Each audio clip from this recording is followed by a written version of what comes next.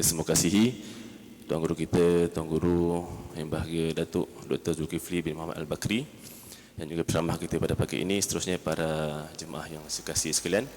Alhamdulillah kita menafikan kesyukuran kepada Allah Subhanahu Wa Taala dipertemukan pada pagi ini untuk sama-sama kita mengikuti diskusi duha. Walaupun tak tahu kerajaan mana lagi Datuk pagi ini. Kita punya pengajian tetap dijalankan. Terima kasih yang telah mengundi semua. Tunjuk jari sikit ada.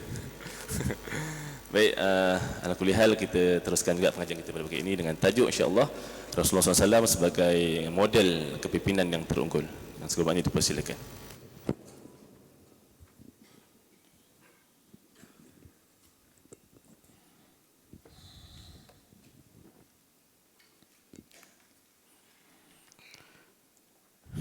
Assalamualaikum warahmatullahi wabarakatuh.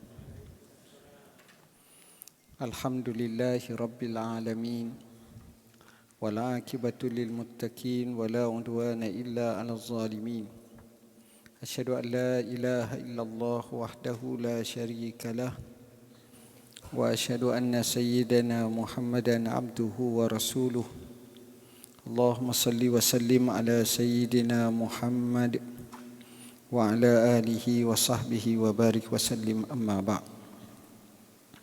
Yang saya kasihi pengurusi majlis, ashabul fadilah, tutuk guru, para alim ulama, datuk-datuk, datin-datin, muslimin, muslimat, hadirin, hadirat, rakan-rakan yang saya kasihi sekalian.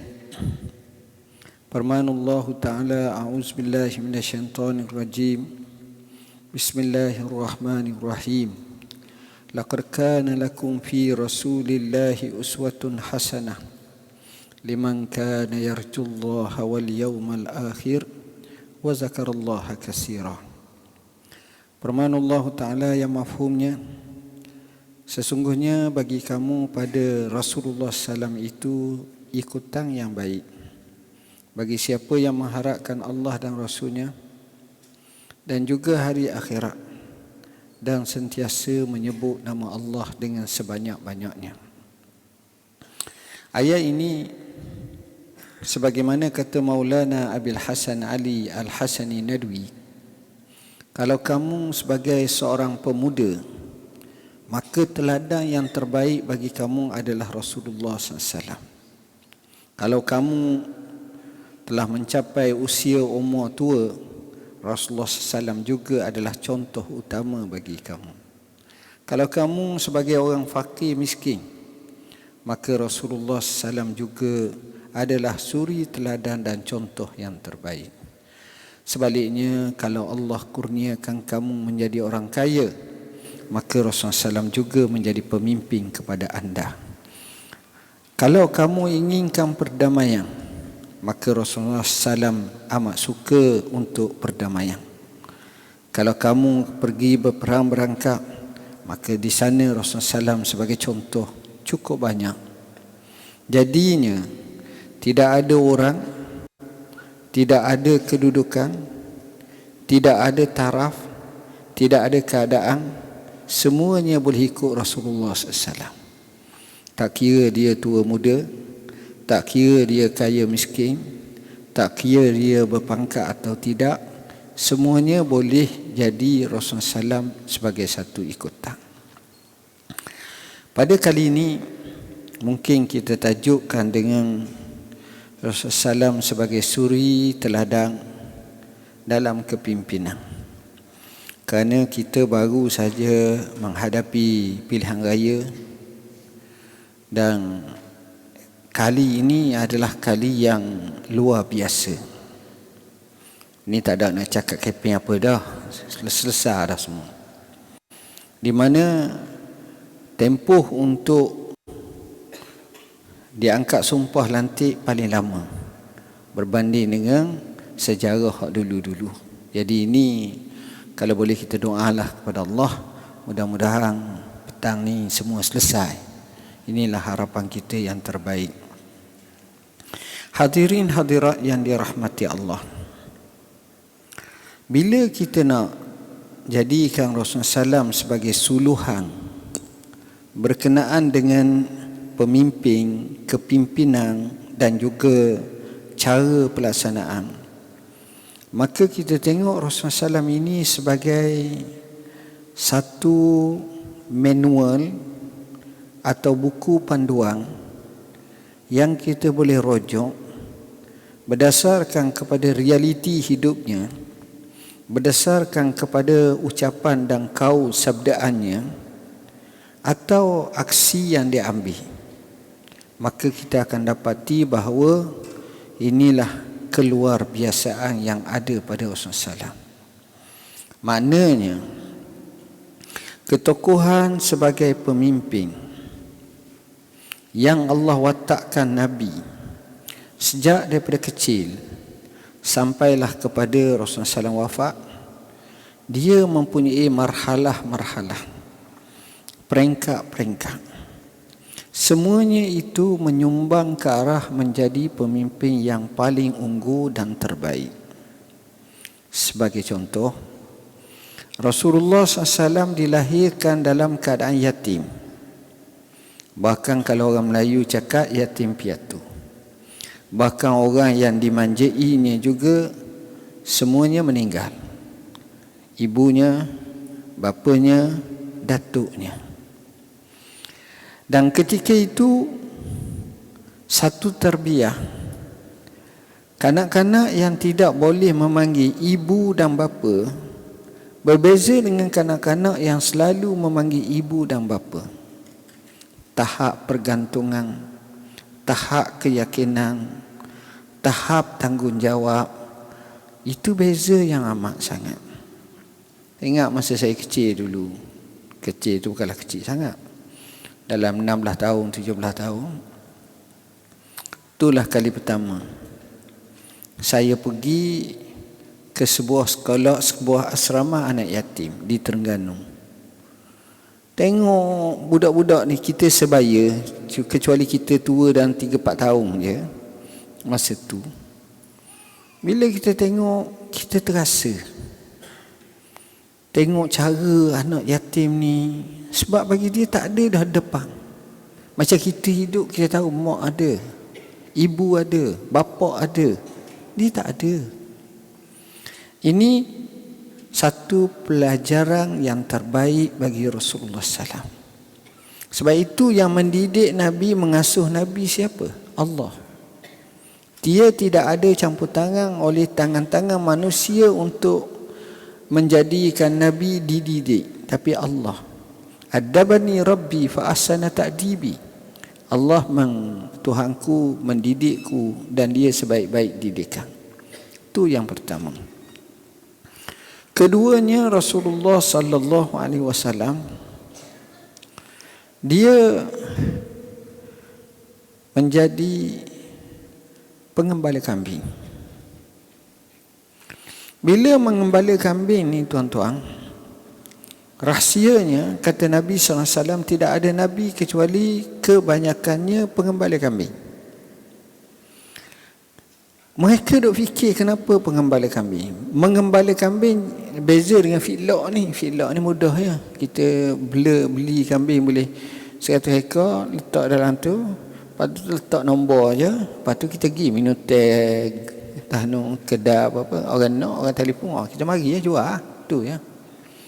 Itu tidak berapa macam kita tengok kalau kita sebagai pengembala. Pengembala ni tuan-tuan, kalau negeri Arab lah yang saya tengok, hatta sekarang pun dia kambing dia pagi petang dengan kambing je, kambing berjalan, dia bukan macam kita, dia ada bukit bukau lah, tempat ni, dia akan jadi macam nomad. Jadi PA perangai kambing tu dia kenal, kambing pun kenal dia. Makan minum dia dengan kambing tu lebih kurang je. Setakat ada lah, bukan dia makan rupuk. Maksud saya tu, kambing dengan makan, dia makan situ. Buah-buah kecil tu tarilah kat mana-mana pun. Dia tak malu ke kambing dia. Dia malu ke orang je. Contoh. Jadi, dia akan tahu kambing jenis selalu tanduk kambing lain. Degil kambing tu dia tahu. Degil kambing tu hak kawasan larangan nak makan, dia tahu. Dan cara didik ni, di sini seolah-olah, hai Muhammad, sebelum kamu didik manusia, sebagai praktikal cara kambing macam mana. Dan kambing ni ada yang uzur, yang sakit macam mana, simpati, empati, ihsan dia pada kambing dia. Semuanya itu memberi satu lagi pengajaran kepada hidup dia. Ketiga, Rasulullah sallallahu alaihi wasallam telah diajar untuk berniaga. Dan berniaga ni pula tempat pasaran utamanya di Syam, di Busra. Tempat Nabi berniaga ni sekarang ni dekat dengan Jordan lah, lebih kurang dekat dengan Jordan. Daripada Madinah tu, jalan Mekah tu, jalan sampai kat Jordan. Bila berniaga ni, di sini ada 3-4 pengajaran yang amat penting. Nombor 1,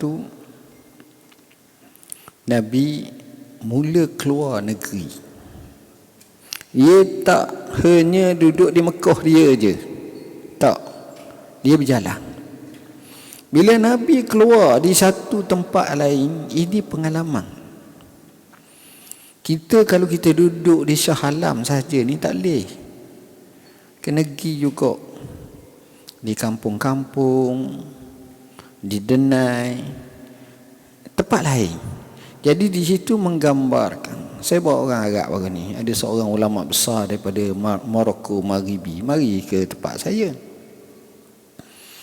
Hui, kata comel bagi kita. Kita mari kita sentiasa, biasa, relax berada.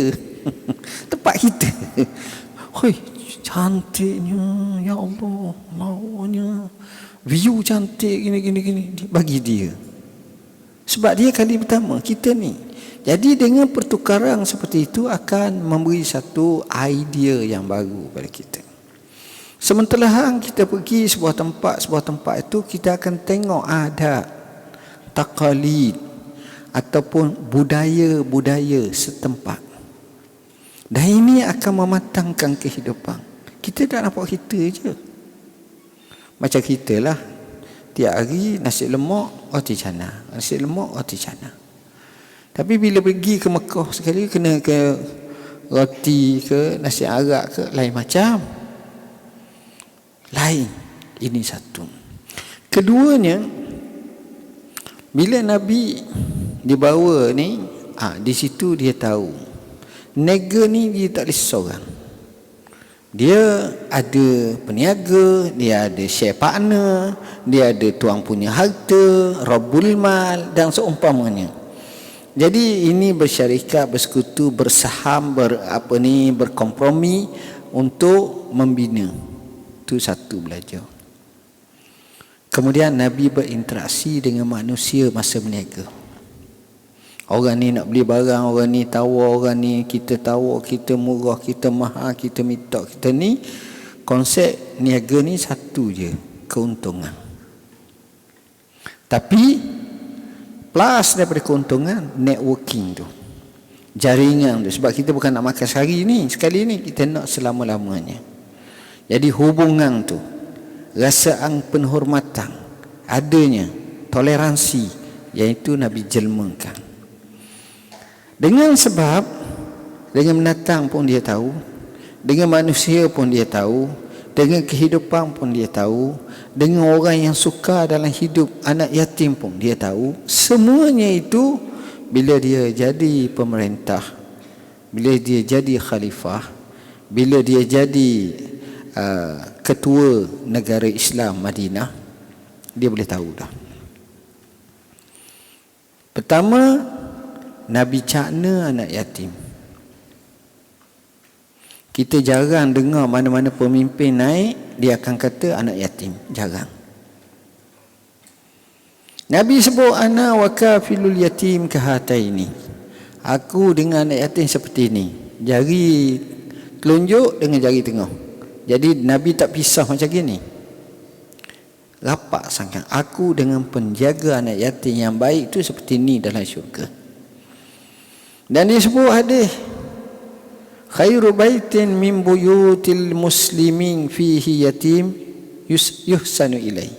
Sebaik-baik rumah di kalangan rumah manusia, orang Islam, ada dalam rumah tu anak yatim yang diihsan, dijaga dengan sebaiknya. Hebat tak rumah macam tu? Baik. Jadi dijaga. Kita tengok Nabi SAW, bila mana dia nak mengentah, contoh dia datang ke kota Madinah. Kota Madinah ni, Nabi telah arif tentang adat dan budaya orang Arab. Kerana Allah letakkan Nabi, lahirkan Nabi di kota Mekah. Kota Mekah ni orang Arab panggil apa? Ummul Qura. Orang panggil pusat bandar lah. Pusat kampung-kampung, dia ketua. Dan di situlah sejak berzaman jahiliyah dulu lagi, sejak Nabi Allah Ismail sampailah kepada Nabi Muhammad SAW, orang-orang luar datang buat haji. Cara jahiliah lain lah, banyak tak betul, tapi Nabi ubah cara Islam. Daripada situ Nabi kenal pelbagai etnik, pelbagai bangsa, pelbagai taklid budaya, pelbagai lugah dan bahasa. Balik bila mana Nabi datang ke kota Madinah, Nabi tak kisah adanya Aus, adanya Khazraj, adanya Yahudi seperti Ghatafan, seperti Bani Nadir, seperti Bani Quraizah. Nabi faham semua. Jadi perkara macam ni bukanlah sukar dan bukanlah payah. Tuan-tuan dan puan-puan yang dirahmati Allah, ini antara perkara yang Nabi ada. Jadi akhirnya bila Nabi perintah, Nabi boleh perintah dengan baik. Di sini mungkin kita akan cakap ada dua isu. Ini masa yang terhad. Isu yang pertama, kriteria, watak, sifat, siapa yang layak digelar, dilantik menjadi pemimpin. Sebab kita kena beza dua. Beza yang pertama, ada orang tu baik. Orang baik adalah penting untuk menjadi pemimpin. Jadi pemimpin yang baik. Tetapi ada di sana yang lebih besar lagi, iaitu kepimpinan yang baik. Apa makna kepimpinan yang baik? Mas'uliyah, tanggungjawab sebagai pemimpin itu dapat dilaksanakan dengan sebaik mungkin. Dia dapat buat betul-betul. Kalau ini berlaku, apa berlaku tuan-tuan? Kalau ini berlaku, ini memberi kebaikan yang besar. Kalau ini yang berlaku, dia memberi kebaikan yang besar. Tuan-tuan, ada orang tu memanglah kalau kita temu dia selalu jamu kita makan, dia cakap baik. Tapi bila masuk bab kerja, bab ni dia fee. Bab pengurusan dia fee. Sebab seni lain. Jadi di situlah kita tengok bila Abu Zar datang kat Nabi, ya Rasulullah, kamu lantik ramai orang ni, jadi lantiklah saya juga. Abu Zar kata, Nabi kata, ya Abu Zar, innaka dhaif. Ya Abu Zar, dalam pertimbanganku kamu ni lemah. Betul kamu baik. Dan dia baik, baik yang amat. Macam mana baiknya Abu Zar? Dia makan, itulah orang gaji ataupun hambanya makan. Dia pakai, itulah pakaian orang gaji, orang hamba dia pakai. Siapa buat macam tu? Sebab Nabi sebut kat dia.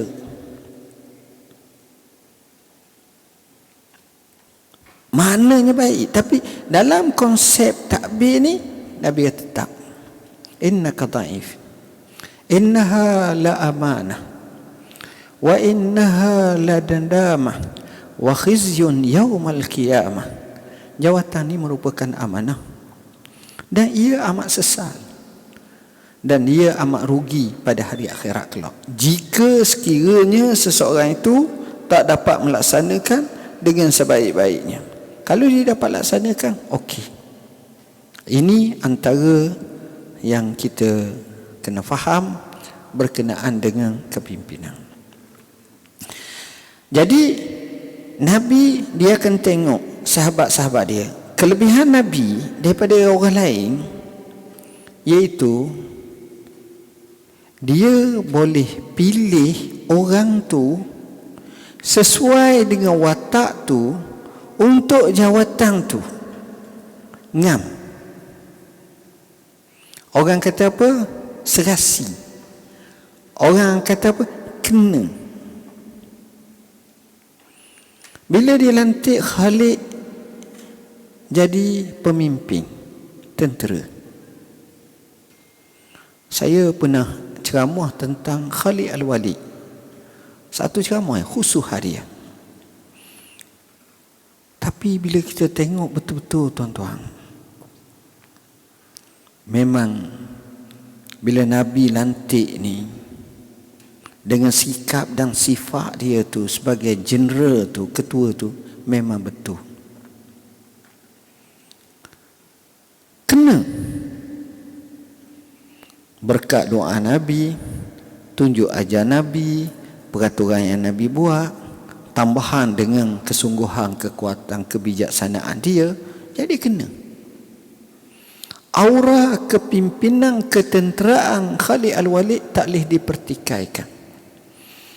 Tuan-tuan bayangkan, dalam sejarah hidup dia perang, sekali pun tak pernah kalah.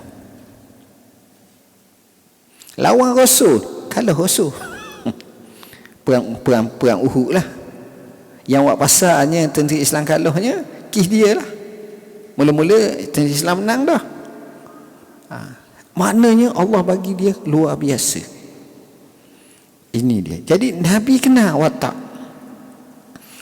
Nabi tengok Mus'ab ibn Umair.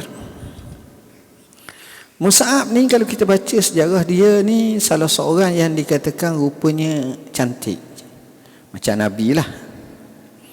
Saya baru minggu lepas, baru 2 hari 3 hari lepas, saya ceramah satu tajuk, orang-orang yang menyerupai Rasulullah. Dari segi fizikal, ada juga dari segi akhlak. Ada yang dapat dua-dua, fizikal macam tu, akhlak macam rupa Rasulullah. Orang yang paling hampir rupa Rasulullah ialah Fatimah binti Muhammad. Ini anak bapak sungguh. Betul. Bahkan Aisyah kata, kalau aku tengok Fatimah tu, cara jalan dia jalan Rasulullah. Jalan, lengguk jalan Rasulullah. Cara memek cakap Rasulullah. Dia punya lain. Dia punya hubungan dengan Rasulullah ni, dia punya akrab tu lebih sangat. Kalau dia datang, Rasulullah tengok dia, Rasulullah telah bangun, jalan, pergi kat dia, pergi peluk, kucuk dia. Walaupun dia tu bini orang dah, mak orang, dan akan duduk dia, satu riwayat sebelah kanan, satu riwayat sebelah kiri. Begitulah ceritanya, panjang. Saya tak nak cerita yang tu, panjang sangat. Tu tempat lain saya ceramah dah. Jadi kalau kita tengok Rasulullah SAW ni, dia letak orang tu kena pada tempatnya. Mus'ab, bayangkan Mus'ab ibn Umair ini, Nabi hantar ke kota Madinah. Belum Nabi datang ke kota Madinah Yasrib, Nabi hantar Mus'ab. Nak tahu dia jadi juru bicara dakwah, ada riwayat menyatakan belum lagi Nabi sampai kota Madinah, dalam masa 3-4 tahun tu, Mus'ab ibn Umair telah mengislamkan lebih daripada 1/3 penduduk Madinah. Maknanya apa? Dia letak orang tu buat dan berjaya misi tu. Janganlah kalau kita pergi tu seorang dia masuk Islam ni 3 tahun. Ni tak. Apa makna? Dia tahu. Baik. Rasulullah SAW ni kalau kita tengok, di samping dia tahu tentang nak letak orang-orang ni Rasulullah SAW sendiri dia mengajar kita macam mana sikap pemimpin yang baik. Tuan-tuan,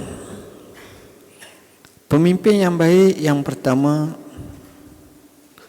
pemimpin yang terkenal dengan pemberani. Berani. Tuan-tuan rasa Rasulullah ni berani ke tak? Berani. Tapi berani cara mana? Kita ni nampak berani, kadang-kadang menakut tubuh bonza, takut kelipah. Ada juga. Kaguh apa? Dia takut sangat kalau sebut cicok. Menopak dia. Tubuh besar. Ada orang macam tu. Jadi tak kena lah macam tu. Pemberani Rasulullah ni, saya ambil satu kisah. Satu malam di kota Madinah, bunyi satu macam letupang yang amat kuat suara dari satu arah. Bila dengar macam tu, jadi semua takut. Bercadanglah mereka pagi-pagi nak pergi lapor kepada Rasulullah SAW. Terus pergi kat rumah Rasulullah sallallahu alaihi wasallam, beri salam. Tengok-tengok Rasulullah tak ada. Tak ada. Ni ramai-ramai mari nak lapor. Kemudian beberapa ketika nampaklah Nabi baru balik pulang daripada tempat suara tu. Mereka pun nak cerita, ya Rasulullah semalam gini. Nabi kata, aku dah faham. Aku telah pergi dah dekat tu. Alhamdulillah tak ada apa-apa. Kalau kita baru nak tubuh pasukan, AJK macam mana ni? Kalau banjir macam mana? Siapa dia ni, setak ni, gini. Ni Nabi selesai dah. Apa mana? Selesai dah. Jadi sahabat balik reda semua, lega, tak ada masalah. Tu makna Rasulullah pemberani. Yang kedua, dia berani ni pula pecah banyak. Bukan berani hak tu saja. Berani buat keputusan, berani tanggung risiko, berani menghadapi sebarang bentuk gelombang. Semua berani semua. Itu satu hal. Cuma dia tak boleh buat satu kalimah orang Melayu cakap berani bodoh. Tu payah kok. Ada satu istilah dia panggil berani bodoh. Jadi susah kita. Tak tahu kala ni. Ini bahaya. Berani kena cerdik, jangan berani tak tu. Baik. Kedua, Rasulullah SAW ni seorang yang pemurah. Kalau pemimpin memang kena pemurah. Kalau dia tak pemurah, susah. Kata Anas ibn Malik, kana Rasulullah sallallahu alaihi wasallam askhan nas. Nabi Rasulullah SAW ini adalah sepemurah-pemurah manusia. Lebih murah daripada angin yang sedang bertiup. Kita pergi tepi patah, angin tiup. Rasulullah lebih murah lagi. Satu kisah, seorang sahabat baru masuk Islam daripada jauh, jenis Badui. Lepas dia belajar bab Islam, dia temu Rasulullah, dia kata dia nak balik dah tempat dia. Kalau boleh minta seekor kambing, boleh buat jamu. Sahabat-sahabat dia, Nabi kata kepada orang ni, kau ambillah selembah kambing tu, kau bawa balik. Minta seekor dapat selembah. Kita minta selembah, seekor dah dapat. Surat dah cukup lah, syarat dah cukup lah, tak ada tanda tangan lah. Payah berkerasi. Letih dah. Dia tak ada buah pengecualian. Bagi dia itu masalah. Kawan ni terkejut. Sampai dekat kaum dia dengan muka yang berseri-seri berkata, ya kaum aslimu fa inna Muhammadan yu'ti man la yakhshal faqah. Wahai kaum, kamu ke semua kena pakat-pakat masuk Islam lah. Kerana PA Muhammad, PA perangai Muhammad ni, dia beri, dia tak takut kepada fakir. Allah, masuk Islam habis. Itu pemurah. Ketiganya, Rasulullah SAW ni terkenal dengan sebagai wafa. Apa makna wafa? Wafa maknanya di sini adalah orang yang mengenang budi dan balas jasa dan tunai janji. Itu wafa lebih kurang. Wa aufu bil ahdi. Orang yang mengenang budi, orang yang tahu nak balas jasa, orang yang tunai janji. Itu wafa.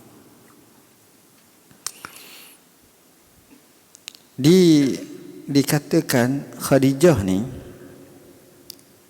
dia ada adik perempuan, Khadijah, isteri Nabi.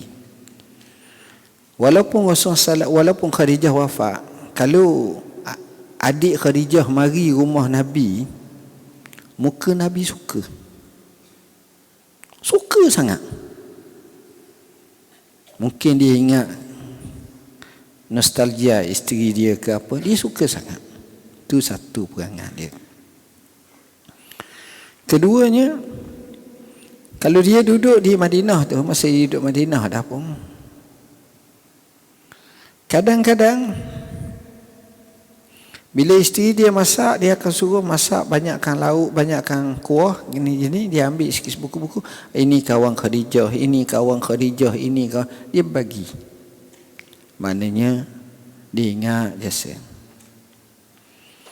Ketiganya, pernah satu ketika seorang kawan yang rapat dengan Khadijah mari rumah dia. Oh, Nabi layan betul-betul. Ini dipanggil wafa.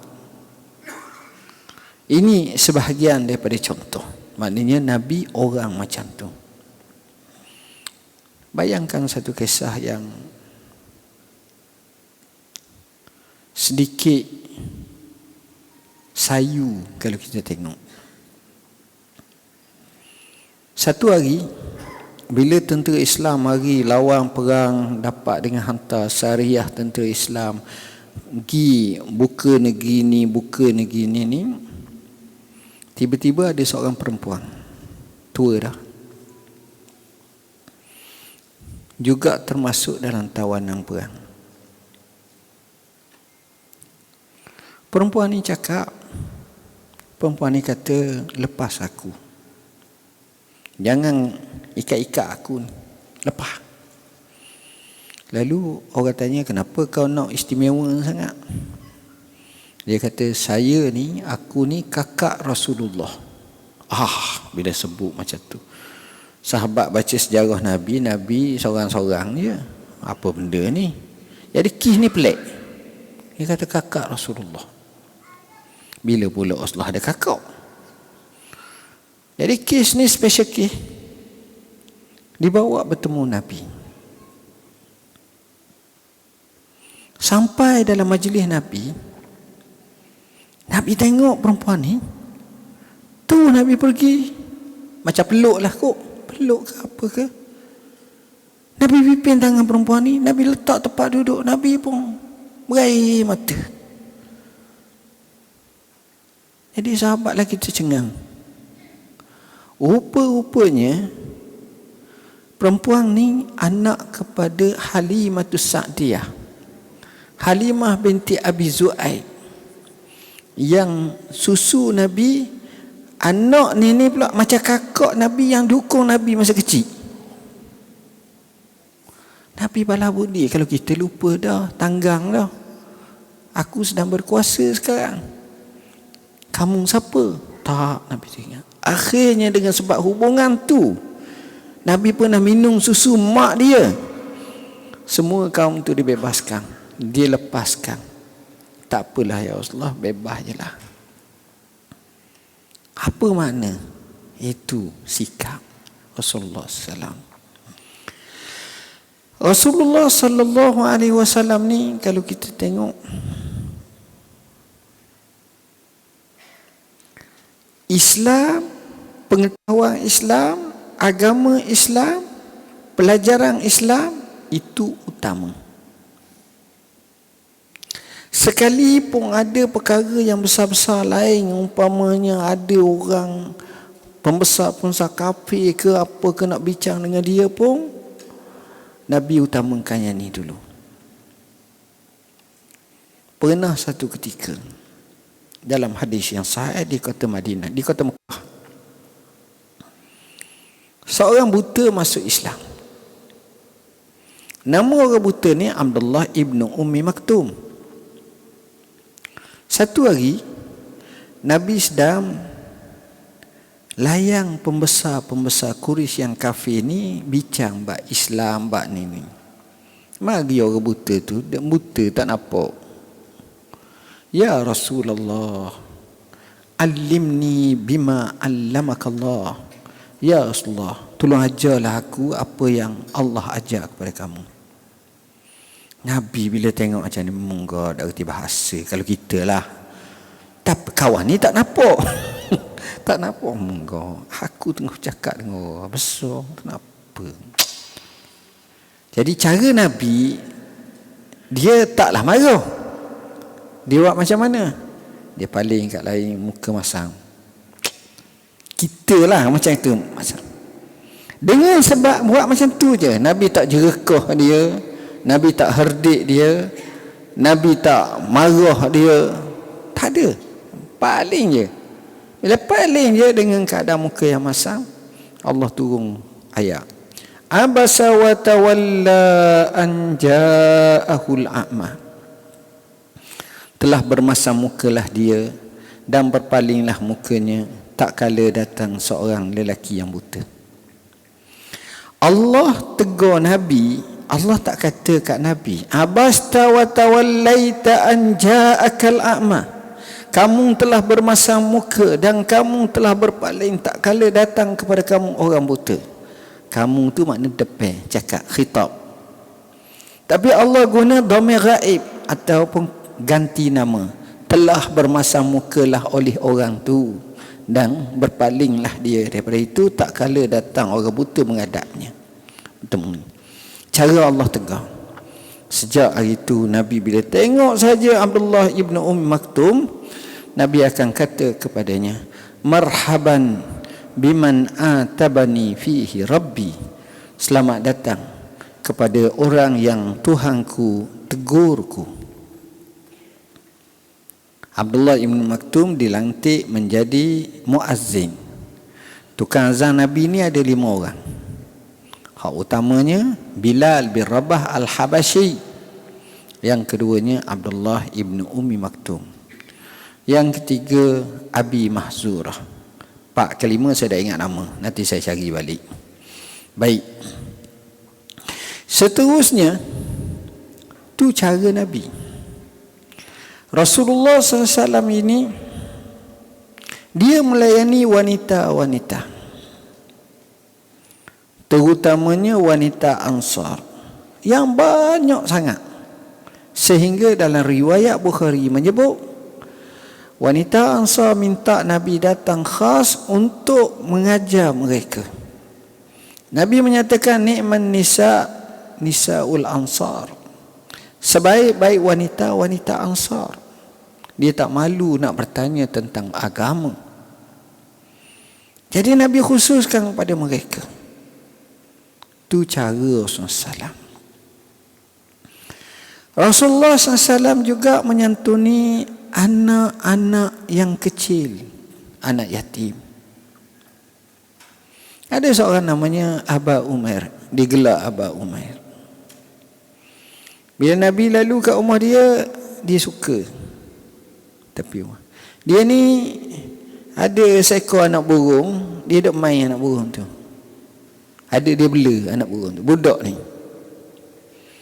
Satu hari Nabi lalu ke rumah dia, tengok dia nangis. Nabi pergi kat dia, Nabi gosok dia, Nabi peluk. Nabi kata, ya Aba Umair, ma fa'alan nughair. Wahai Aba Umair, apa terjadi kepada burung tu? Nabi peluk dia. hadis ni yang pendek tu, ya Aba Umair ma fa'alan dughair, Imam Syafi'i telah keluarkan hukum daripada hadis ni. Istinbat hukum, ada kata 40, ada kata 60, ada kata 100 masalah hukum. Itu ketajaman ilmu Imam Syafi'i dalam mengistimbatkan hukum berdasarkan hadis yang amat pendek tu. Hebat Imam Syafi'i kita. Dia sembahyang, Hasan Husin duduk naik atas belakang dia. Hasan Husin duduk naik atas belakang dia. Jadi sujud dia lama sangat. Ada kata Hasan naik lama. Jadi sahabat yang sujud ni akak kepala tengok Hasan sedang jadikan Nabi ni kuda. Sudah sembahyang, Nabi berkata kepada Hasan, kepada cucu dia, ni'mar rakibu anta wa ni'mal markubu ana. Sebaik-baik penunggang kamu wahai Hasan. Sebab orang lain tunggang kuda, tunggang unta, kamu tunggang Rasulullah. Tu hebatnya. Dan sebaik-baik orang kena tunggang akulah. Orang yang menunggang aku. Orang lain tak ada nunggang-nunggang aku ni. Tengok, dia baik. Dia duduk atas mimbar, tiba-tiba dia tengok Hasan Husin masa tu baru bertatih. Dia tak tahan, dia turun, dia pergi peluk, dia akak. Sehingga seorang sahabat Nabi yang terkenal bernama Al-Aqra' bin Habis, dia sedikit badui. Dia kata apa? Inna li asyrata aulad. Aku ada 10 orang anak. Wallahi ma qabbaltu ahadan minhum. Demi Allah, seorang pun aku tak pernah kucuk. Nabi kata, man la yarham la yurham. Orang yang tidak ada rasa rahmat, dia tidak akan dirahmati. Ada kita tengok ayah, atuk yang tua.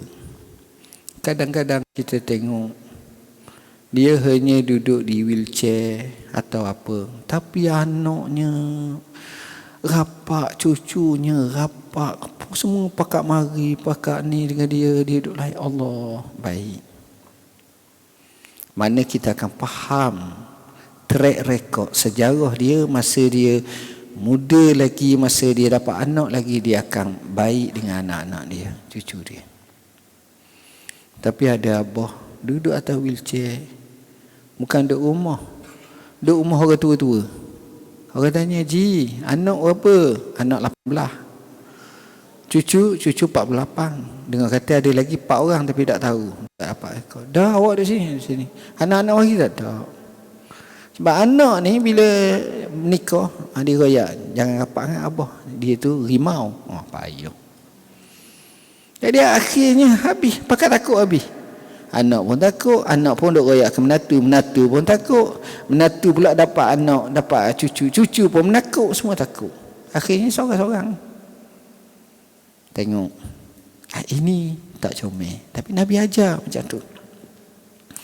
Rasulullah sallallahu alaihi wasallam kita tengok, dia jadikan masyarakat Islam Madinah ni, dia ada priority. Priority nombor 1, apa-apa kerja macam mana pun, solat nombor 1. Apa makna solat nombor 1? Maknanya hang sibuk nak latih khalifah, nak apa, masuk waktu sembahyang. Nombor 1 sembahyang. Yang ini yang akan bahagia. Siapa nak jadi pemerintah, siapa nak jadi ibu, siapa nak jadi bapa, siapa nak jadi ketua, siapa nak jadi majikan, bila solat nombor 1, tempat tu akan jadi baik. Allazina immakannahum fil ard aqamus salah. Mereka yang kami tetapkan, menjawabkan pada mereka jawatan di muka bumi, mereka mendirikan solat. Jadi sahabat kerja di kebun, sahabat kerja di pasar, bila mana masuk waktu solat semua datang. Hak terenak, hak yang ni, hak menega, hak berkebun, hak bertani ni, hak ni semua datang. Itu dia. Ini rahsia. Nak baik sebuah negara, nak baik sebuah negeri, pemimpin hendaklah solat. Bukanlah semayang siapa tak buat kerja, ada orang semayang. Masalahnya buat kerja siapa tak semayang. Itu masalahnya. Semayang. Baik. Semayang. Kerana orang yang semayang ni bila jaga Allah, Allah jaga dia. Ihfazillah yahfazka. Banyak isu bila berlaku kritikal, Nabi semayang. Perang Badar tahun 2 Hijrah Ramadan. Malam tu sebelum perang semayang kat subuh. Macam kita lah tengok putusan pilihan raya baru ni kat subuh. Tak rajin, tak tidur, Allah kata ngejut. Kalau orang ramai-ramai tu melepak sekali. Hak ni menang melepak. Hak ni upset banyak. Berapa banyak? Allah letih. Tengok. Jadi Nabi jadikan masalah solat nombor satu dalam hidupnya tu, tuan-tuan. Suami yang kaki semayang, isteri yang kaki semayang, ibu bapa yang kaki semayang. Kadang-kadang bila semayang ni, tuan-tuan, Allah bagi banyak perubahan dalam hidup. Ada saya dengar seorang bekas ketua pengarah IKIM dulu. Dia orang Kelantan. Dia keturunan ulama. Masya Allah. Dia cerita kat saya, arwah atuk ataupun ayah ataupun atuk dia, dia tu guru pondok di Kelantan, backing. Faham mana backing? Garang. Dia mengajar panggil balasah ataupun macam kita lah tempat tu. Sebelah tu rumah dia, rumah anak dia dekat-dekat. Tengah mengajar, dengar cucu dia nangis kuat. Nangis. Budak mungkin 5 bulan ke setengah tahun ke, nanti kan nangis. Dia tengah ngajar, dia tak ada konsentrate. Ngajar main apa? Macam mana anak porang aku ni tak reti bahasa sangat ni? Marah dia backing. Jadi dia ngajar ni tak tupu dah. Berhenti betul tengok kan. Pergi masuk. Nak marah Siapa dekat tengok bilik anak dia tu, anak dia tengah sembahyang duha. Senyap dia. Allah. Patah balik. Faham makna solat ni penting. Anak kita bila kita rajin solat, dia tengok, dia ikut. Dia tengah nangis pun, dia nangis, kita tak akan berhenti, kita sembahyang. Akhirnya masa tu dia tak nangis dah masa tu. Faham tu sah. Ni budak. Ini sama dengan yang lain juga. Solat, Nabi solat. Saya nak bakar kuat solat. Salahuddin Al-Ayyubi, siapa dia kenal kisah dia yang buka kota Baitul Maqdis 3 kali. Richard ni Raja British nak serang dia, dan Raja British ni orang panggil Richard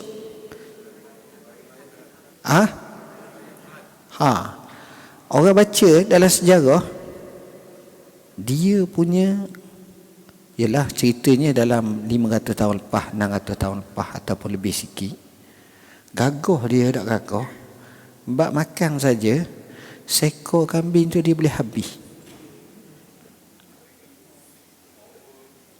Kita ekor kambing tu habis, lain tu seekor. Macam mana makan? Saya kebetulan pergi Mekah dulu lah dalam 5 tahun, masa 6 tahun, dah lupa dah. Berhenti Jeddah, ada orang Arab jamu. Saya tanya dia, kata betul ke ada jenis orang boleh makan kambing seekor? Aku pernah tengok 2 orang kata. Habis makan. Kita puyuh sekor pun tak boleh habis. Puyuh. Ialah darah tinggi, kecil manis, gaut, ulcer, kolesterol, macam-macam. Habis. Dia kata, aku tengok sendiri kata. Seorang tu dekat Indonesia, seorang tu di Arab. Oh, kata macam mana? Kata tubuh tak besar mana kata. Tinggi gitu makan. Boleh. Mana tak pelik. Salahuddin ni bila nak lawan dengan ini, dia semayang doa semua. Dan 3 kali tu bila nak pergi perang, Richard ni tarik diri. Tengok pergi dah ni. Tentera baliklah. Marah tentera dia. Jadi Allah tutup. Itu tanda nak ceritanya hubungan dengan Tuhan. Semayang. Jadi pemimpin mana-mana pun dia kaki semayang. Baik. Antara yang kita tengok adalah syura. Apa makna syura? Bincang. Kerana dalam bincang ni yang pertama sekali kita boleh dapat idea yang terbaik. Banyak dalam sejarah Islam Nabi kemukakan bincang, datang idea yang pelik-pelik, yang baik-baik, Nabi ikut. Contoh, Perang Badar tentu Islam menang. Tahun 2 Hijrah. Perang Uhud tahun 3 Hijrah, tentera kafir menang. Quraisy Mekah menang. Perang Khandaq tahun 5 Hijrah. Kita psikologi. Kita perang, kita kalah. Lepas tu nak perang pula. Jawab dia nak bingkas, nak bakit tu, payah. Dia jatuh. Moral tu dia jatuh. Capu pula dengar musuh ramai. Yang 10,000. Kita 3,000 je.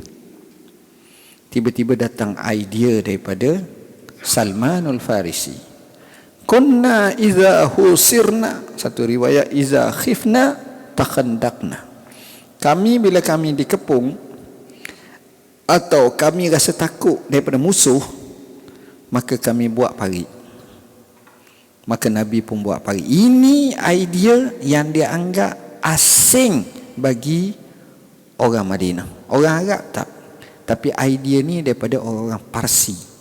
Nabi terima. Al-hikmatu dhallatul mu'min anna wajadaha fahuwa ahqqu biha. Hikmah ini merupakan barang kehilangan bagi orang yang beriman. Di mana dia dapat, dia boleh ambil. Kita pergi ke England, kita tengok budaya yang baik ni, ambil. Pergi ke Jepun, tengok cara duk jaga jam. Orang Jepun jam dia tak pakai, tapi jam dia tepat jaga. Kita jam 3 jenis rumah, tak tepat sama waktu. Itu bezanya. Jadi hak baik tu kita ambil. Hak baik kita ambil. Itu dia. Jadi syura. Nabi SAW bila berlaku perjanjian Hudaibiyah tahun 5 Hijrah, sahabat tak puas hati sebab perjanjian berat sebelah. Pada pandangan perkiraan sahabat, apa yang berlaku? Sahabat minta. Apa sahabat minta? Nak pergi perang ke, nak lawan ke, tak nak ikut. Masa tu ada rasa, ialah tuan-tuan bayangkan, kita duduk jauh, duduk di Al-Ustaz, mari ke Shah Alam. Siapa tu batu 3 tu dihalang masuk. Balik mula tahun depan masuk. Allah. Masuk kau dulu. Sekejap berapa jauh sangat dah tu. Itu orang panggil apa? Fras lah. Tiba-tiba isteri Nabi, sebab dalam Islam bila pakai ihram, dari segi fiqh, dari segi haji, bila pakai ihram, kita niat ihram, kalau macam daripada Madinah tu di Biali tu, di Zulhulaifah tu, bila kita niat ihram, bila kita sampai situ, kita dalam keadaan ihram, nawaitul umrata wa ahramtu biha lillahi ta'ala, labbaik Allahumma labbaik, Kita nak pecah ihram, kita tak boleh pecah biasa. Dia panggil damu ihsar. Dia kena tahlul. Tahlul dia cukur rambut atau gunting. Lepas tu bayar seekor kambing. Sembelih lah jamu. Sahabat tak nak ikut. Isterinya kata, ya Rasulullah, awak pergi depan orang ramai, duduk, seorang gunting, cukur kepala awak, sembelih kambing. Nabi tak cakap banyak, Nabi pun duduk, sahabat Nabi cukur rambut Nabi, Nabi pun sembelih, tahlul, semua pakai buat, semua selesai salah. Idea daripada seorang wanita isteri baginda sallallahu. Jadi syura ni banyak dalam hidup Nabi ni, syura.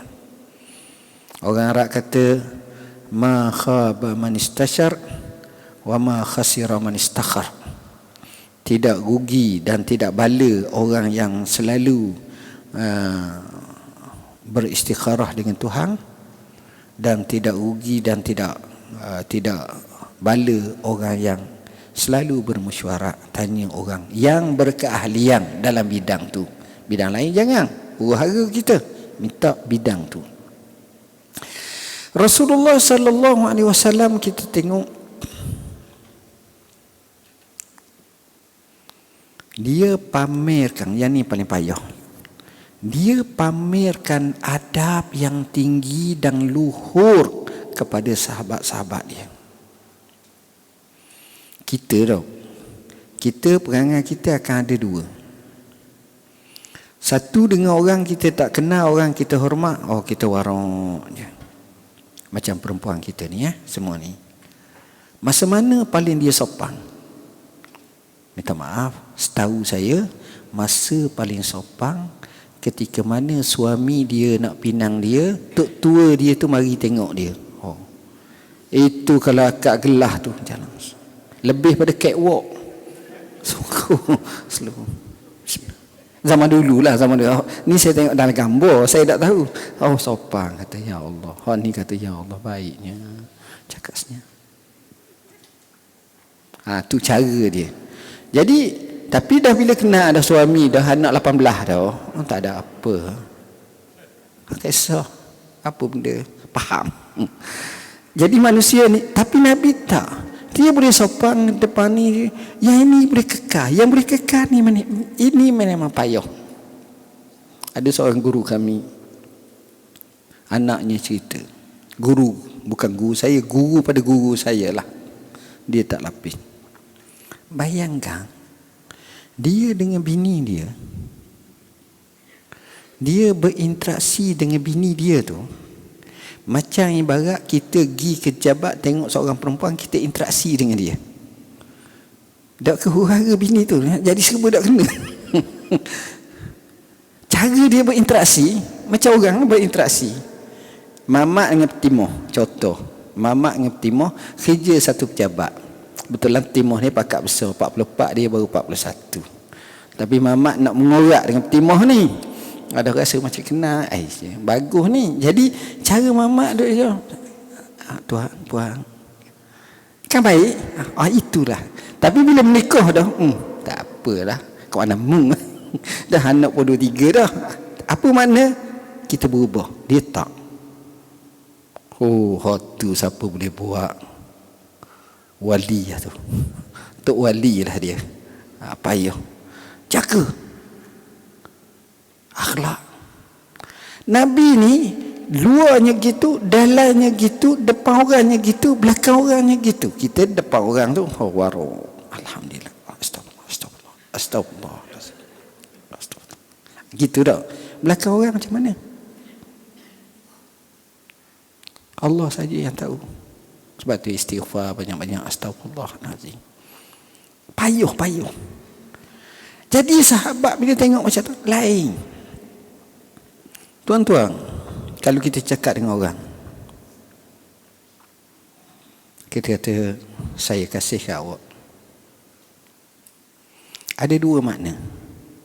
Satu dengan makna ikhlas, satu dengan makna pura-pura. Nabi bila dia kata ana uhibbuka, ikhlas, orang nampak ikhlas tu. Ikhlas ni barang tak nampak, tapi orang rasa Allah. Sebab tu sahabat Nabi sayang kat Nabi, sayang sungguh. Benda sayang ni boleh buat tak tuan-tuan? Tak boleh. Kita ada anak pertama kita sayang, anak kedua kita sayang. Tapi bahasa standard kita, mak tak kisah, anak mak sama je. Betul ke? Tak. Hak bagi RM20,000 tu dia sayang lebih. Hak sekali mari minta duit sama dengan dia, mak 10-100 ya mak, duit tak cukup bulan ni. Boleh bagi, iyalah, mak tak kisah. Tapi ada beza tak? Ada beza. Sebab Nabi kata, sahabat kata, Amsal kata, tahadau tahabu. Kamu selalu berhadiah, nescaya kamu akan rasa kasih berkasihan. Tengok, ni konsep Islam. Jadi sahabat-sahabat ni kasih. Bila bina atas nama kasih, dia beza. Ni berkawan. Ada orang kata, apa beza antara sahabat dengan kawan? Ialah sahabat tu bahasa Arab lah, tapi istilah. Apa beza antara sahabat dengan kawan? Mereka kata kawan masa senang, sahabat masa senang susah. Kawan masa kaya, sahabat masa kaya dan miskin.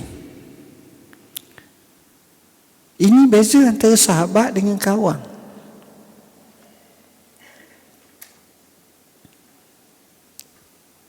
Sebelum pilihan raya, Tuang, kita panggil YB dulu gini. Tengok kalau lari dah. Malah aku. Ada apa? Seorang dia. Ya Allah. Yang adanya bini dia ya. Masa kempen tu 14 hari 14 malam tak temu bini. Bukan touch and go, tak touch smart tag pun tak dang dah. Hadang. Hak ni duk rumah minai. Aku tengok mu tengok aku. Gitu je lah. Contoh. Baik. Ada beberapa isu lagi yang saya nak cakap tapi masa tak sempat. Saya nak buka soalan lah kalau ada sebelum kita tutup majlis ni. Ada soalan?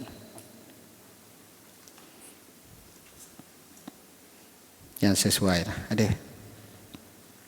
Okey, silakan. Waalaikumsalam.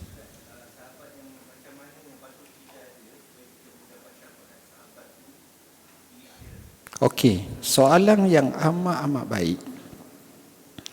Sahabat yang macam mana yang patut kita ada, yang kita harap kita dapat syafaat di akhirat. Bukan kita nak dapat syafaat dia saja, dia juga dapat syafaat kita. Dua-dua.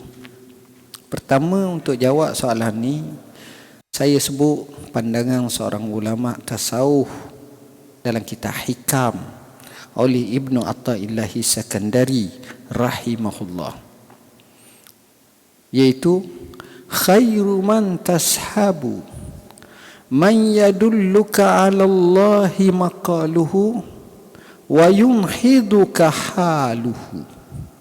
Sebaik-baik orang yang kamu nak bersahabat dengannya, di mana cakapannya itu akan menunjukkan kamu kepada Allah. Keadaannya itu menyebabkan kamu bangkit untuk nak buat kebaikan atau daripada kelemahan, nak taat apa-apa. Dua ni macam mana? Saya kadang-kadang suka cakap dengan orang Arab baik-baik. Kalau kita dengar orang Arab baik-baik ni tuan-tuan, kita cakap dengan dia, kita duduk setengah jam je. Sebab saya selalu puak-puak Arab tu mari kat saya ataupun temu, setengah jam je temu. Dalam masa setengah jam tu, saya rasa 10 kali lebih duduk doa.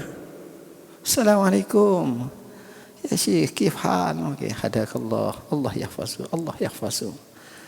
Allah sallim ya Allah, ya Allah. Kif hal? Hadakallah, Allah ya Allah. Gitu je. Duk puji, duk minta beri hidayah, minta sihat, minta ni, minta. Kalau kita apa khabar? Baik. Okey. Tapi nampak macam sakit je. Ya tak doa.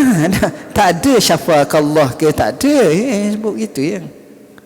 Sebab tu orang Malaysia ni, Melayu ni ada 2-3 perkara kena ubah sikit. Ya, kalau bab doa ni selalu tak kena. Ini macam saya kritik pula, tapi kritik kat orang baik. Selalu tak kena. Contoh pertama, hari raya. Selamat hari raya. Hari raya selamat, bukan hang selamat. Selamat hari raya. Hari raya setakat ni alhamdulillah selamat, tak ada tak selamat. Tapi orang tu duk pandu kereta, aksiden, mati ke apa ni, tak ada. Dan kita tak budayakan bila tengok tu tak kata pula taqabbalallahu minna wa minkum. Semoga Allah terima ibadat kita. Ibadat kamu tak ada setakat tu. Ini pun satu hal. Kedua, kalau kita tengok pergi kat pengantin baru, kita terus selamat pengantin baru. Mana hari tu je selamat, ataupun 2 hari tu je, ataupun seminggu tu, ataupun lepas tu cerah, gaduh. Sebab hak selamatnya masa tu je. Dia pengantin ni baru, bila lama tak dah. Jadi tak berkena. Harap tengok Nabi aja. Barakallahu laka wa baraka alaikuma wa jama'a bainakuma fi khair. Tengok cara dia. Semoga Allah berkatmu, semoga Allah berkat kamu berdua, semoga Allah himpunkan kamu dalam keadaan kebaikan. Tak ada limit masa. Betul-betul kena atas tubuh dia, betul-betul selama-lamanya. Kemah cara macam tu. Itu cara je. Jadi sahabat macam ni. Sahabat bila dia bercakap tu, kita tengok Allah kata betul sungguh. Orang-orang baik ni macam tu. Bila kita ada dalam majlis tu, kita mari mikir Allah, betul ke cakap dia ni? Kita hidup ni macam kita sekarang ni, bincang bab politik, pagi politik, petang politik, malam politik, letih gitu ya. Tapi seronok. Ada berita baru. Tak ada tak ada apa. Saya kalau saya nak tu, saya masuk dalam Twitter saya masuk ni, saya nasihat je. Kurang-kurangnya mereka dengar aku nasihat. Mau nak ikut soal kedua lah. Hak baik mana? Kau kita siapa? Satu-satu. Tu sahabat. Bila kita tengok dia cakap, kita tahu ni dia beri kita direction yang betul. Dia beri kepada kita, mungkin kita tersentak daripada lamunan kita dalam hidup kita. Macam contoh, ada seorang tu, dia temu kawan dia. Dia kaya sangat, jawatannya besar sangat, kehidupannya okey. Kawan dia ni biasa je, sesederhana, taklah kaya, sederhana, boleh hidup. Dia temu kawan ni, kata, apa khabar? Baik. Kawan ni pun kata kat orang ni yang kaya, kawan ni, Syekh, akhi, saya sayang kat awak, tapi saya kesian kat awak. Janganlah lupa sembahyang malam, janganlah lupa pergi ke masjid. Kawan ni perbikah marah. Hang tak tahu ke Syekh? Aku ada 8 syarikat. 3 yang baru ni baru nak set up. 1 syarikat tu bukanlah sikit-sikit, kat 10-20 juta, hak ni 100 juta, hak ni. You tahu tak? Sibuk. Maruh gini. Kawan dia senyap je. Dia pun ambil duit 100 riyal, letak dalam poket kawan dia. Mulut marah marah, balik ke rumah, temu bini, cakap dengan bini, tadi temu kawan, tapi tu masalah tak kerti, dia tak faham cara kita hidup, dia dah tahu. Apa-apa bini senyap je. Bini dah faham dah cara dia senyap. Tapi malam tu pukul 11:30, 12, dia nak tidur, dia tengok ni, dia teringat balik pesanan kawan dia tu. Tiba-tiba mari satu ilham kepadanya. Betul kata kawan aku. Terus dia keluar daripada katil tu, Pergi ke tandas ambil air semayang. Bini dia tengok kejut. Lepas semayang. Bini pun tengok kejut. La ilaha illallah. Kemudian esokkan tu pagi-pagi ajak bini pergi masjid. Semayang. Sudah tu. Lepas tu pergi masjid pun. Lepas tu jiwanya nampak mukanya berubah. Tenang je. Nampak baik je. Bini kata macam buang tabiat abang aku ni. Lain macam. Tapi bini dia tahu dah selalu ni perubahan drastik 360 darjah. Baik, lepas tu pergi semayang pergi masjid. Mana daripada masjid tadi lewat sikit. Biasa dia balik pukul 1:30. Masjid baru sampai pukul 2 balik semayang. Bini kata lain macam. Sebab apa? Sebab kalam saudara dia tu ikhlas. Dia cakap 2 patah je. Semayang malam pergi masjid. Yang hak dia dengar ceramah, hak sedap, hak gurau, hak kelakon, tak ada apa. Tapi hak tu betul lah. Itu kita kata kawan yang baik. Yang kedua, kadang-kadang kawan kita ni kita tak dengar pun dia bercakap. Kita pergi kat dia, kita boleh tengok dia je. Yang ini mahal. Sebab itu sahabat Nabi kadang-kadang dia pergi kat Nabi ya. Dia pergi kat Nabi, dia tengok Nabi duduk masjid tengok. Yang kita duduk nasyid maulid ya. Tala'al badru alaina min saniyatil wada. Salah satunya kita sebut marra'a wajhaka yas'an. Siapa yang tengok wajahmu pasti dia gembira, dia bahagia. Tenang. Kita tengok muka kita menyampah aku. Allah. Lain. Ini dia. Jadi ada orang bila dia pergi kat dalam majlis macam tu dia rasa roh naik, kerohanian dia tinggi naik. Sebab astagfirullah. Cakap lara tak ada. Mengupak mengaji tak ada. Zikir pun cara masing-masingnya. Ibadat pun jaga.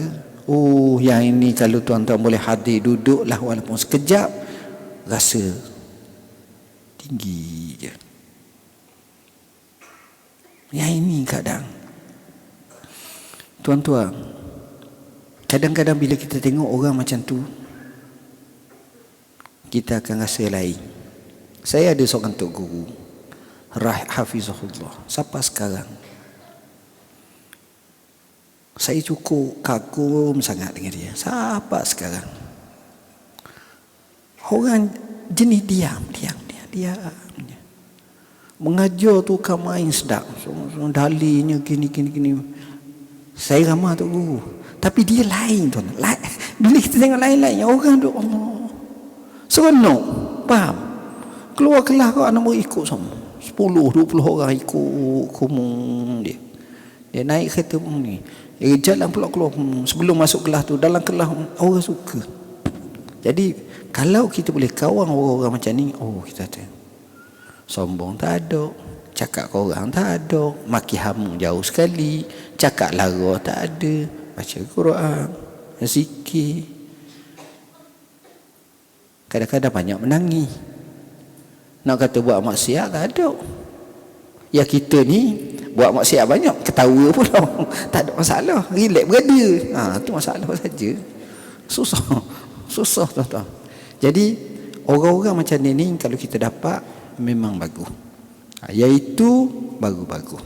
Dan kasih sayang ni lah yang menyebabkan satu hadis yang sahih Rasulullah SAW menyatakan sab'atun yuzilluhumullah yauma la zilla illa zilluh. Ada 7 golongan yang mana dia tidak ada lindungan kecuali lindungan arasy Allah.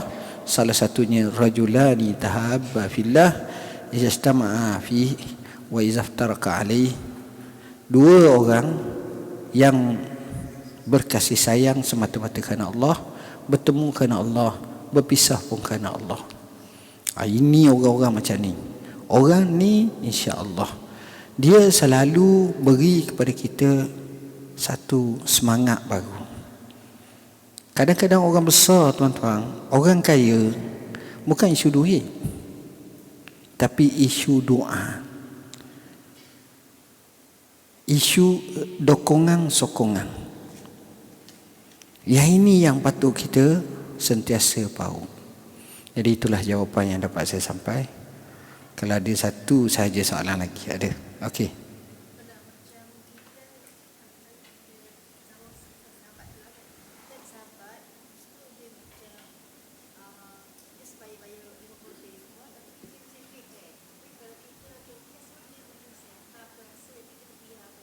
Okey. Sahabat kita tanya, dia kata kadang-kadang kawan kita ni Masya Allah baik, dan kita akan temu ada spesies macam tu. Spesies ni maknanya sekumpulan, bukan maknanya spesies haiwan dah, orang sekumpulan macam tu. Contohnya kalau orang lelaki Masya Allah dia baik semua, tapi kaki rokok, Allah rokok dah tinggal, kita kok serba salah. Tak juga rokok weed, baik Masya Allah, subhanallah, subhanallah, subhanallah, subhanallah, alhamdulillah, subhanallah. Ustaz, ambil duit 50, okey, subhanallah. Tapi kuat. Kita kata Allah, monggo tak tahu. Awal mau masuk syurga, dah mati awal. Ada juga kita dah zakat ngajar. Hak lain okey semua, tu masalah. Ada pula hak jenis macam perempuan, Masya Allah, dahlah dia comel, dia baik, tapi free hair, Allah baik. Hak itu dalam drama tu jadi huru-hara kita tu. Hak jadi mengacung, hak jenis ni pakai purdah, pakai jubah, pakai tu. Hak jenis free hair ni dalam muka comel, baik pula, baik badan ni. Tuan-tuan nak tahu orang paling baik atas muka bumi siapa? Tuan-tuan tak kenal. Orang paling baik atas muka bumi ni, kalau kau ada mak dia lah sebagai contoh, orang hisap dadah. Orang hisap dadah. Kalau kita ustaz, ulama dengan mak kita, kita kucuk tangan. Abah itu je. Orang hisap dadah ni, kalau dia dengan mak dia, terutamanya kalau dia duduk dalam jaga ke ataupun dalam agensi dadah kena tahan tu, inspect ke apa dia panggil tu, ni kata mereka, dia sanggup tuan-tuan kucuk kaki mak masuk dalam kain mak. Siapa tahap tu? Dia pelakon kat tahap tinggi. Siapa tahap tu? Jadi kalau kita nak hukum baik, baik benar. Tapi jangan. Sebab dia tak kira dah. Yang pentingnya dia bebas. Yang pentingnya dia diikat jamin. Yang pentingnya dia boleh isap dadah. Yang bukan. Oh bahaya tuan-tuan. Dia tak kira. Jadi macam mana kita nak buat? Contohlah macam sahabat kita tanya tadi. Perempuan ni baik semua kawan kita. Kita nak tegur takut dia berasa hati. Macam mana? Dia gini. Kadang-kadang kita boleh buat secara luar biasa. Banyak benda. Saya nak cerita, banyak orang perempuan yang free hair, bila mari temu saya, dia pakai duduk. Masya Allah, baik. Yang nak temu saya sebab nak temu mufti dulu lah, nak temu mufti. Saya pun pakai gini, pakai. Mari jabat kau pakai. Faham? Jadi untuk macam ni, ada 2-3 cara. Nombor satu sekali, tu buat baik dengan dia. Nombor 2, ada hari-hari kebesaran dia, hadiah tudung.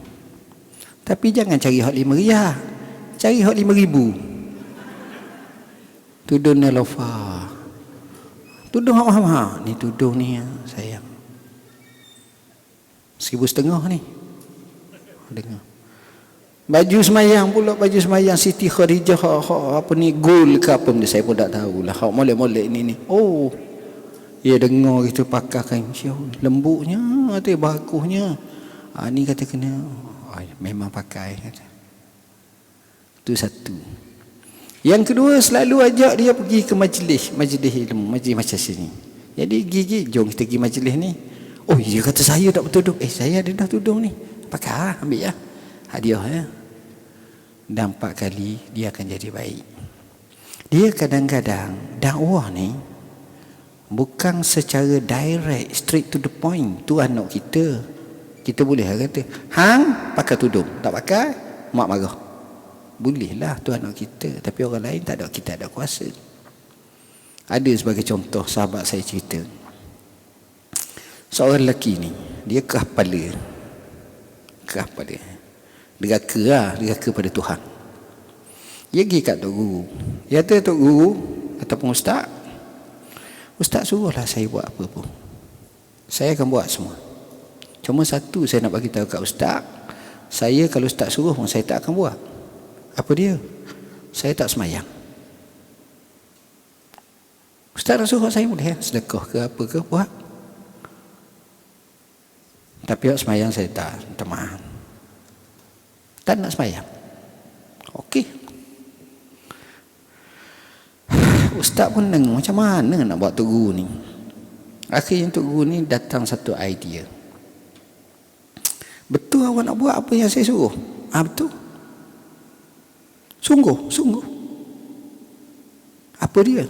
Mudah ya. Setiap kali masuk waktu semayang, awak hanya ambil air semayang. Itu je.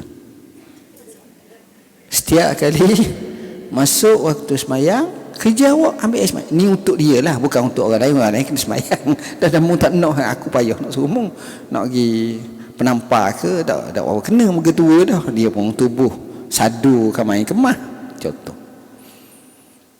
Dia kata okey, dia kerja dia driver lori, atau dia bawa lori, ada kelendang sebelah, lori Cina ke lori apa. Zuhur tengah bawa lori, dengar orang azan,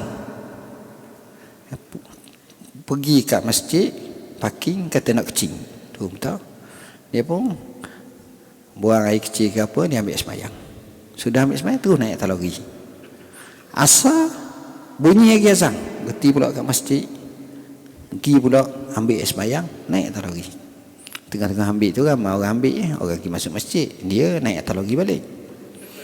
Boleh 5-6 kali, 5 hari ke berapa hari, seminggu ke 2 minggu lebih ke, dia mari mikir, bodoh aku, air semayang ambil tak semayang. Bodoh, dah pergi dah masjid, air semayang ambil dah, naik lori. Bodoh. Dia sendiri membodohkan dia sendiri, bukan orang lain kata. Akhirnya dia masuk masjid semayang, jadi jauh lebih baik pada kita. Tengok, ini nasihat orang panggil secara tak langsung. Dia tak bukan macam tu, kadang-kadang begitu je keadaan.